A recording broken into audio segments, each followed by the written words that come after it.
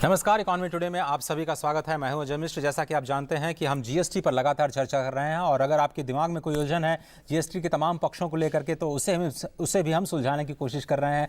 और इस बड़े आर्थिक सुधार की पड़ताल करते इस कार्यक्रम में आप सभी का स्वागत है। आज का मुद्दा जीएसटी से जुड़ा अगर कोई भी सवाल आपके जहन में है तो बहुत ही आसान तरीका है, #ट्विटर #इकॉनमी टुडे का इस्तेमाल कीजिए। आप ट्वीट कर सकते हैं अपने सवाल, और जीमेल का अगर इस्तेमाल करना चाहते हैं तो economytoday.ddnews@gmail.com का इस्तेमाल कीजिए। आज के प्रोग्राम में जीएसटी से जुड़ा आप कोई भी सवाल कर सकते हैं। हमारे साथ बहुत ही दो खास मेहमान हैं इस कार्यक्रम में। वाई जी परांडे साहब हैं जो कि पूर्व सदस्य हैं सीबीईसी के। सर, बहुत बहुत शुक्रिया वक्त निकालने के लिए। आप इस वक्त एडवाइज़र भी हैं, पॉलिसी पर आप सरकार को एडवाइस भी कर रहे हैं। और साथ ही साथ मनीष कुमार सिन्हा जी हैं जो कि कमिश्नर है CBIC, central board of indirect taxes and customs, जो 1 जुलाई से एक तरह से एक नए शक्ल में अब ले चुका है। बहुत बहुत शुक्रिया आपका भी वक्त निकालने के लिए। तो आप सभी दर्शकों का भी एक बार स्वागत करते हुए आपके हमारे सवालों का इंतजार रहेगा अगर आप इस कार्यक्रम में शामिल होना चाहते हैं। परांडे साहब, आपसे ही शुरुआत करते हैं। जिस दिन लॉन्च था उस दिन भी आप हमारे साथ इस कार्यक्रम में शामिल हुए थे। आपने देखा वो हिस्टोरिक लॉन्च। अब जब धीरे धीरे चीज़ें सेटल डाउन हो रही हैं, आपको लगता है कि अब जो ईज़ ऑफ डूइंग बिजनेस के लिहाज से या फिर कंज्यूमर्स को फ़ायदा पहुंचाने के लिहाज से अब सरकारी मशीनरी को कौन कौन से कदम उठाने चाहिए आपके हिसाब से? सरकारी मशीनरी को अभी 3-4 लेवल्स पे कदम उठाने पड़ेंगे। एक तो दी टॉप पॉलिसी मेकर्स जो है उनको अपना ध्यान अभी टैक्स एडमिनिस्ट्रेशन के रिफॉर्म पे करना पड़ेगा। जीएसटी को अगर पूरा सक्सेसफुल बनाना है तो, और उसका पूरा जो फ़ायदा है इस देश ने अगर उठाना है, तो टैक्स एडमिनिस्ट्रेशन का जो इसका कहते हैं रीओरिएंटेशन, वो बहुत ज़रूरी है। और उसमें सबसे अहम मुद्दा जो है वो करदाताओं पे फोकस करना। क्योंकि हम कहते हैं कि वॉलंटरी कंप्लायंस हमारी स्ट्रेटजी है, तो करदाता को खुद कंप्लाई करने के लिए जो भी मदद चाहिए, मैं सही करदाताओं की बात कर रहा हूँ जो कायदे का पालन करना चाहते हैं, तो उनको सेवाओं के इसमें बहुत क्वालिटी में बहुत वृद्धि करने की जरूरत है।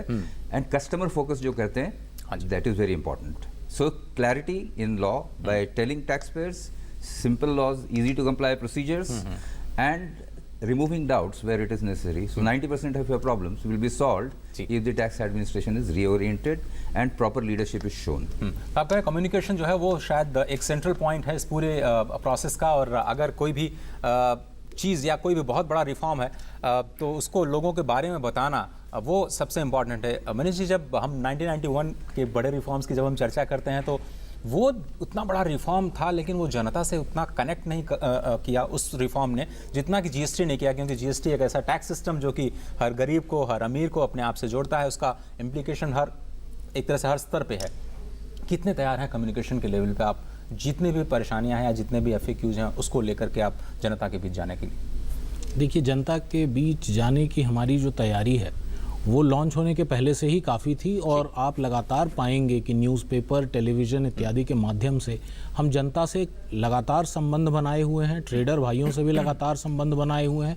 और जितनी तरह की समस्याएं आ रही हैं उन सब का निदान उसी दिन कोशिश किया जा रहा है कि कर दिया जाए। जैसे कल के दिन रजिस्ट्रेशन रिलेटेड कुछ समस्याएं आई थी, आज न्यूज़पेपर में आप पाएंगे कि आधे पेज के ऐड में उस समस्या का समाधान कर दिया गया है। सुबह से सोशल मीडिया पे अचानक ये खबर आने लगी थी कि यूटिलिटी बिल अगर आप पे करते हैं जीएसटी, तो शायद जीएसटी 2 बार लग जाएगा। उस पे रेवेन्यू सेक्रेटरी ने 3 बजे क्लैरिफाई कर दिया। तो घंटों में, अब वो समय नहीं है कि जब दिनों में, बट अब घंटों में समस्याओं का समाधान किया जा रहा है। ये कम्युनिकेशन का एज है और हम उसके लिए पूरी तरह से तत्पर और तैयार हैं।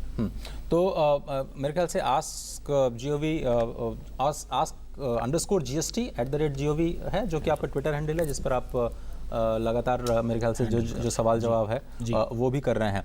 अगर राज्यों के टैक्स सिस्टम की बात की जाए तो वहाँ पर कौन कौन से लेवल हैं जो कि इंटरेक्शन के लिए आपने बनाया है हेल्प डेस्क के लिहाज से, और कौन एक तरह से सेंट्रल पॉइंट कौन है अगर स्टेट में लोगों को कनेक्ट करना है जीएसटी के बारे में? देखिए, राज्य स्तर पे भी केंद्र और राज्य दोनों के जो भी दफ्तर हैं उन सब का एक कार्यक्रम बना दिया गया है। और हर कर का जो गवर्नमेंट ऑफिस है उसे इस वक्त हम एक सेवा केंद्र की तरह चला रहे हैं। वहाँ पे टैक्स के कंप्लायंस के लिए, नई लॉ को समझने के लिए, रजिस्ट्रेशन के लिए, नया इनवॉइस बनाने के लिए इन चीज़ों की अभी तुरंत आवश्यकता है। तो किसी भी करदाता को किसी तरह की भी समस्या अगर इन क्षेत्रों में आता है तो वो राज्य और केंद्र जिसकी भी सबसे करीब की ऑफिस है वहाँ चले जाएं, आपको हर प्रकार की सुविधा और हैंड होल्डिंग किया जाएगा, आपको बताया जाएगा कि किस प्रकार से आप इस कानून का अनुपालन कर सकते हैं। और एक छोटा सा एक इंटरवेंशन और चाहूँगा, जो कि पांडे साहब ने कहा कि ये जो रिलेशन है टैक्स पेयर का और टैक्स एडमिनिस्ट्रेटर का,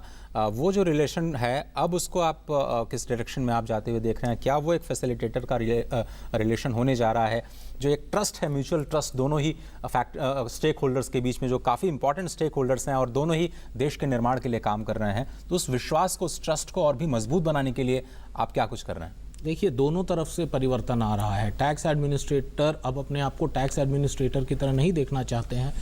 छोटा सा ब्रेक लेते हैं, ब्रेक के बाद हम वापस लौटेंगे और जीएसटी पर जो आपके बड़े सवाल हैं उनके सवाल और जवाब का सिलसिला जो है उसकी शुरुआत करेंगे।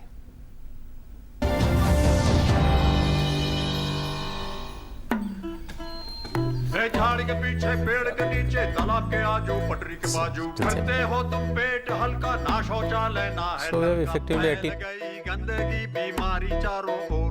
अरे इसीलिए बॉस शट द डोर। मतलब दरवाजा बंद करो, दरवाजा बंद, दरवाजा बंद तो बीमारी बंद।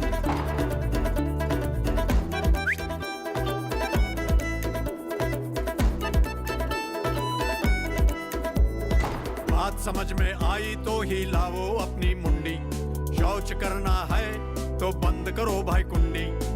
शौचालय का उपयोग कीजिए और भारत को स्वच्छ बनाइए।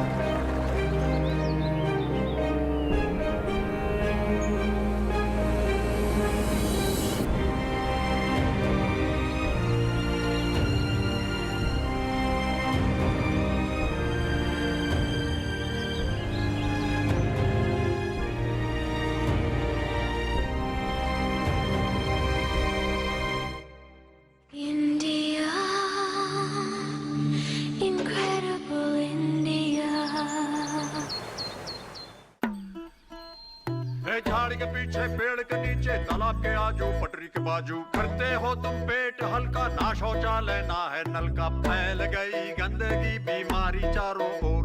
अरे इसीलिए बॉस शट द डोर। मतलब दरवाजा बंद करो, दरवाजा बंद, दरवाजा बंद तो बीमारी बंद।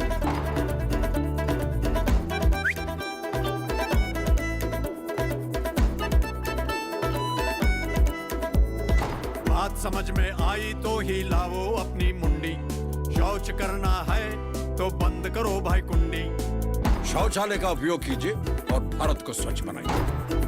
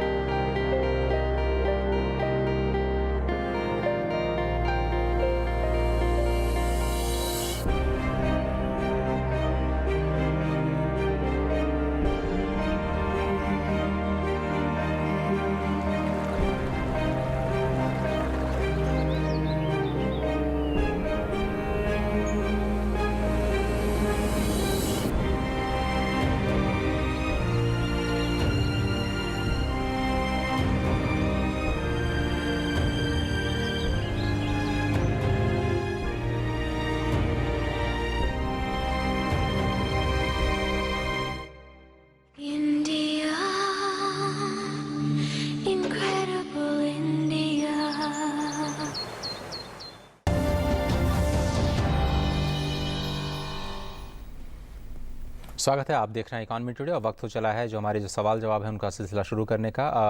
मनीष जी, पहला सवाल यह है कि मेरी किराने की दुकान और मेरा टर्नओवर 10 लाख रुपए का है, तो क्या जीएसटी के बाद मुझे हर खरीदार को कंप्यूटराइज्ड बिल देना होगा? CS एंटरटेनमेंट से शेखर जाना चाह रहे हैं। नहीं, जीएसटी आने के बाद भी आप उसी तरह से अपना बिजनेस करते रहेंगे जैसे आप पहले करते रहे थे, क्योंकि आप जीएसटी का जो थ्रेशोल्ड है 20 लाख एनुअल टर्नओवर, उससे नीचे के हैं और आपको हर परचेजर को, खरीदार को बिल देने की आवश्यकता नहीं है, इलेक्ट्रॉनिक बिल भी देने की आवश्यकता नहीं है, इलेक्ट्रॉनिक रिकॉर्ड रखने की भी आवश्यकता नहीं है। आप जिस तरह से अपना बही खाता रखते हैं रखिए।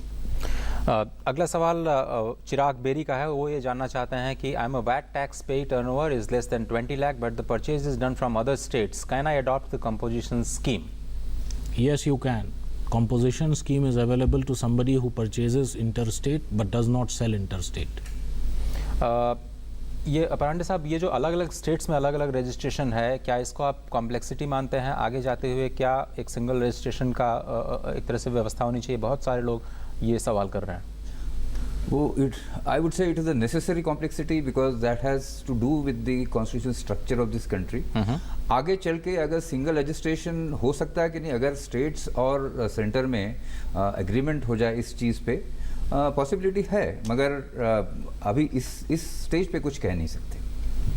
अगला सवाल आदित्य कश्यप का है कमिश्नर सर आपसे। वो कह रहे हैं कि vendor below 20 lakh rupees turnover will be exempted from GST, ये उनका कहना है। But does it mean that even customer of that vendor will not be paying GST for the products और produce and sold by that vendor? Yes, the exemption means that if it is a B2C transaction and the person is below threshold, then there is no GST to be charged. नहीं तो अगर मान लीजिए दो mobile की दुकान है मेरे पड़ोस में, एक का टर्नओवर 20 लाख से कम है और दूसरे का 20 करोड़ रुपए है, तो अगर मैं सस्ते वाले 20 लाख से टर्नओवर के पास मोबाइल खरीदता हूँ तो मुझे जीएसटी नहीं लगेगी? नहीं लगेगी। तो मेरे लिए वो सस्ता होगा, वो मुझसे सस्ता हो सकता है। ठीक है। अगला सवाल है, अगला सवाल ट्वीट के जरिए मैं whether manual accounting is permissible in GST tax regime, और अगर ऐसा है तो what is the procedure of billing या फिर फाइलिंग ऑफ द जो सिस्टम है? अनिल कुमार ओझा जी जानना चाह रहे हैं। मैनुअल रजिस्टर आप रख सकते हैं। अगर आप अकाउंट्स के रूल देखेंगे तो उसमें ये क्लियर शब्दों में बताया गया है कि आपका रजिस्टर मैनुअल हो सकता है। रजिस्टर की संख्या 1, 2, 3 करके रखनी पड़ती है। बिल भी आप मैनुअली काट सकते हैं, ऐसी कोई आवश्यकता नहीं है कि आपका बिल इलेक्ट्रॉनिक हो। केवल जब आप रिटर्न फाइल करेंगे तो मैनुअली अगर आपने फाइल किया है तो ऑटोमेटिक फाइलिंग के जो सॉफ्टवेयर्स हैं शायद उसका आप इस्तेमाल नहीं कर पाएंगे और आपको अपलोड करना पड़ जाएगा एक एक करके बिलों का। बट अगर बिलों की संख्या बहुत कम है और आप कागज पे अभी काम करते हैं और आप छोटे व्यापारी हैं तो आप वैसे शुरुआत करिए, आगे देख लीजिएगा। अगर आपको इलेक्ट्रॉनिक मोड में रखना है तो रखने की सुविधा हो जाती है, रिटर्न फाइल करने की सुविधा हो जाती है। कानून में ऐसी कोई बाध्यता नहीं। परांडे साहब, अगर एमएसएमई सेक्टर के लिए बात किया जाए तो जीएसटी रेजिम को आप किस तरह से देखते हैं? आगे जाते हुए क्या उन्हें एक्सपेंशन का मौका मिलेगा? क्या जॉब्स के नए जो अपॉर्चुनिटीज़ हैं क्रिएट होंगी? पूरा जो एटमॉस्फेयर है एमएसएमई सेगमेंट के लिए जीएसटी किस तरह से आगे जाते हुए दिख रहा है आपको? वो आगे चल के तो काफ़ी सुविधा होगी, क्योंकि जीएसटी का जो डिज़ाइन है इसमें अगर पहले पड़ाव में जो भी समस्याएं आएंगी, एक बार आपने क्रॉस कर ली तो उसके बाद सभी के लिए काफ़ी सुविधा होने वाली है। जो आपको at the first glance it looks very complex, but once you have fixed your systems then it is going to be very very complex. And particularly for MSME, जो मैंने पहले कहा था कि सरकार को खास तरीके से ध्यान देना चाहिए। जो एंटरप्रेन्योर्स है, नया बिजनेस शुरू करना चाहते हैं, उनके लिए पर्टिकुलरली गाइडेंस और हेल्प की काफ़ी ज़रूरत है। सरकार अगर वो करे तो उनके लिए भी एक लेवल प्लेइंग फील्ड से बन जाएगा। उनकी जो कंपटीशन होगी वो पूरी क्लीन कंपटीशन होगी। ये ना होगी कोई कर चोरी कर रहा है उससे आप मार खा रहे हैं, ऐसी बातें नहीं होगी। और दूसरा ये है कि जो जीएसटीएन का जो स्ट्रेटेजी है उसमें ये एक उसका कंपोनेंट ये है कि उस मार्केट में सुविधाजनक सॉल्यूशंस इमर्ज होंगे। जैसे छोटे छोटे बिजनेसमैन हैं उनके लिए नए नए सॉफ्टवेयर आएंगे। जीएसटीएन आगे चल के भी काफ़ी जो फ्री यूटिलिटी कहते हैं वो अवेलेबल करेगा। तो मेरे ख्याल से तो आगे चल के सभी का इसमें भला होने वाला है। मनीष जी, एक सवाल है, बेकरी मैन्युफैक्चरर हैं हृदय मुलानी जी, वो जानना चाह रहे हैं कि I am a bakery manufacturer less than 75 lakh turnover, how can I benefit? Just I purchase raw material from manufacturing, can I charge 2% on the sale bill but on the raw material I will pay more? Cell पे कह रहे हैं कि मैं 2% समझा देता हूँ। ये बेसिकली कंपोजिशन से जुड़ा हुआ सवाल है। कोई भी व्यक्ति जो कंपोजिशन लेता है वो न क्रेडिट ले सकता है और न अपनी आगे बेचते समय भी इनवॉइस पे अपने टैक्स को दिखा सकता है, तो ना खरीद के समय का क्रेडिट मिलेगा, ना वो आगे क्रेडिट पास ऑन कर देता है, कर सकता है। उसको एक टर्नओवर पे टैक्स लगता है और उसकी क्वार्टरली सिंपल से रिटर्न होती है, तो उसने जितना बेचा उसके टर्नओवर के हिसाब से उसको टैक्स देना पड़ता है। मैन्युफैक्चरिंग सेक्टर के लिए 2% है, तो इनको भी शायद 2% का, उसी के कारण ये 2% की बात कर रहे हैं, 1% CGST और 1% SGST।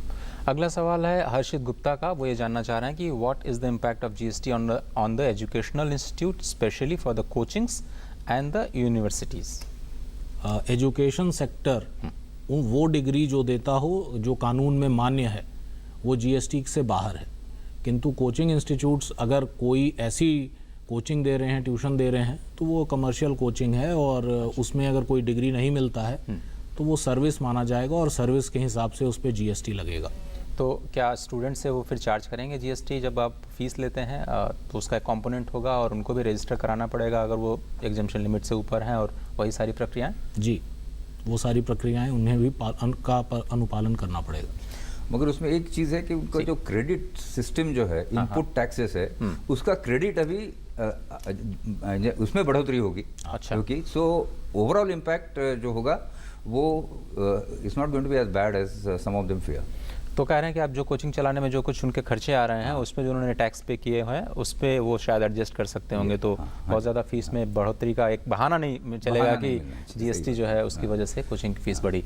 आकाश राठौर साहब जानना चाह रहे हैं, आई am a sub dealer of particular motor vehicle company, मैं नाम नहीं ले रहा हूँ, how GST would be affecting my business and what different I had to perform from GST from the earlier taxation system. GST के जितने भी लाभ किसी भी डीलर को मिलते हैं वो आपको भी मिलेंगे। वैट, सर्विस टैक्स वगैरह का अलग रजिस्ट्रेशन रहा होगा आपका, अलग अलग टैक्स भरते होंगे, अलग अलग रिटर्न भरते होंगे, वो सब एक साथ हो जाएगा और आपके जितने भी प्रोक्योरमेंट हैं, एक्सपेंसेस हैं, उन सब का आपको क्रेडिट मिलेगा और आउटपुट पे आप टैक्स भरेंगे, तो आपको सुविधा होगी। अगला सवाल राजकुमार गोढ़ा जी का है और ये भी काफ़ी इंटरेस्टिंग सवाल है। मैं इलेक्ट्रॉनिक्स के सामान का व्यापारी हूँ, मेरा टर्नओवर 75 लाख से कम है, कंपोजिशन स्कीम के लिए क्या करना होगा और पुराने स्टॉक्स पर हमारी क्या स्थिति रहने वाली है? जो पुराने स्टॉक्स हैं उस पर किस तरीके से क्रेडिट ट्रांजिशन होगा वो प्रोवाइडेड है। वो आपके कितने डॉक्यूमेंट अवेलेबल हैं, कितने डॉक्यूमेंट अवेलेबल नहीं हैं, उन सब पर है। लेकिन अगर आप कंपोजिशन स्कीम का इस्तेमाल करना चाहते हैं तो आप क्रेडिट के दायरे से बाहर होंगे, इसलिए आपको क्रेडिट नहीं मिल पाएगा। पुराना क्रेडिट भी आपके पास ट्रांजिशन नहीं होगा और कंपोजिशन का एक आपको चॉइस भरना पड़ता है, वो आपको 1 महीने के अंदर भरना है, तो आप उसको समय से भर दें, 25 जुलाई के पहले उसको भर दें ताकि आप कंपोजिशन के लाभ को उठा सकें और आप पे टर्नओवर टैक्स जो कंपोजिशन का है वो लगे। तो सर ऐसे कोई भी व्यापारी जिन्होंने पहले स्टॉक पर अपना टैक्स दे दिया है उनको किसी तरह का इनपुट टैक्स क्रेडिट नहीं मिलेगा, आप ये कह रहे हैं, अगर वो कंपोजिशन में जाना चाह रहे हैं? कंपोजिशन में जाने वाले को तो नहीं मिल पाएगा। ओके। क्योंकि कंपोजिशन स्कीम का डिज़ाइन ही ये है कि उसमें इनपुट टैक्स क्रेडिट का सवाल नहीं है, आपको सिंप्लीफाइड 1% CGST 1% SGST देना है। अगला सवाल है कंप्यूटर सेल सर्विस का बिजनेस पवन जी का है, मेरी 2 अलग अलग फर्म्स हैं, दोनों का टर्नओवर 10-10 लाख रुपए है, क्या मुझे GST के लिए अलग अलग आवेदन करना पड़ेगा? ये अलग अलग फर्म बता रहे हैं, इससे ये बात साफ नहीं है कि दोनों एक ही पैन के तहत में हैं और दोनों एक राज्य में हैं या नहीं है। अच्छा। अगर ये दोनों एक ही पैन के हैं और एक ही राज्य में हैं तो दोनों का टर्नओवर जुड़ जाएगा।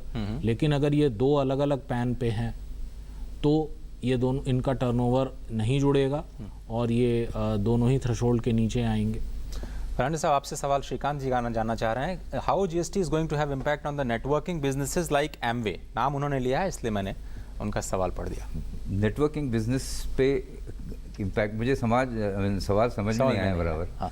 तो लेकिन उस तरह का जैसे एमवे का जो बिजनेस है कि आप किसी को बहुत सारे लोगों को सदस्य बनाते हैं और कोई सामान बेचते हैं, तो आप ऑब्वियसली आप कुछ पैसा जनरेट कर रहे हैं अपने लिए, तो फिर उसका कुछ I mean, each member of Anway, if he is making supplies, then he will have his own entitlement or whatever as a member of that Reddit. I think Manish ji कुछ add करना चाह रहे हैं? And Anway as an organization perhaps will have to be looked differently.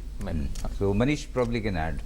Amway के जितने भी distribution centres हैं वो सब अपने आप में रजिस्ट्रेशन लेंगे और एमवे का सामान जितने लोग बेचते हैं उनमें जो भी थ्रेशोल्ड के ऊपर है वो सभी रजिस्ट्रेशन लेंगे, जो थ्रेशोल्ड के नीचे हैं उन्हें रजिस्ट्रेशन लेने की आवश्यकता नहीं पड़ेगी। Sunil homes, GST on poultry farm is applicable or not, and where to register and how? Manish. Poultry farm क्या नहीं, जीएसटी के दायरे में आता है? ये जीएसटी आप एग्जाम्पशन देख लें। जी। किस तरीके का व्यापार पोल्ट्री में आप करते हैं उस पे है कि आप मुर्गी पालन की चीज़ें बेचते हैं या उसका केवल पोल्ट्री का काम करते हैं। तो एग्रीकल्चर और पोल्ट्री की ज़्यादातर चीज़ें एग्जेम्प्ट है। आपसे अनुरोध करूंगा कि एग्जाम्पशन लिस्ट पर एक नज़र डाल लें और अगर नहीं किसी तरह की समस्या है तो पास के कार्यालय में चले जाएं, आपको बता दिया जाएगा। मनीष, बहुत बहुत शुक्रिया, वक्त हमारे पास इतना ही है। और परांडे साहब, आपका भी शुक्रिया, आपने वक्त निकाला। लेकिन जिन दर्शकों के सवाल आज के इस कार्यक्रम में हम शामिल नहीं कर पाए, कल 9:30 बजे हम खास तौर पर जीएसटी नेटवर्क पर सवाल लेंगे आपके। और अगर आप कोई नया सवाल करना चाहते हैं, याद रखिए #economytoday, और कभी भी आप सवाल भेज सकते हैं, वो हमें प्राप्त हो जाएगा। उसके बाद हम इस कार्यक्रम में ज़रूर शामिल करेंगे। तो जीएसटी नेटवर्क पर अगर आप कुछ भी सवाल पूछना चाहते हैं तो कल 9:30 से 10 के बीच में इकॉनमी टुडे खास देखना मत भूलिएगा। फिलहाल मुझे और मेरी पूरी टीम को दीजिए इजाज़त। नमस्कार।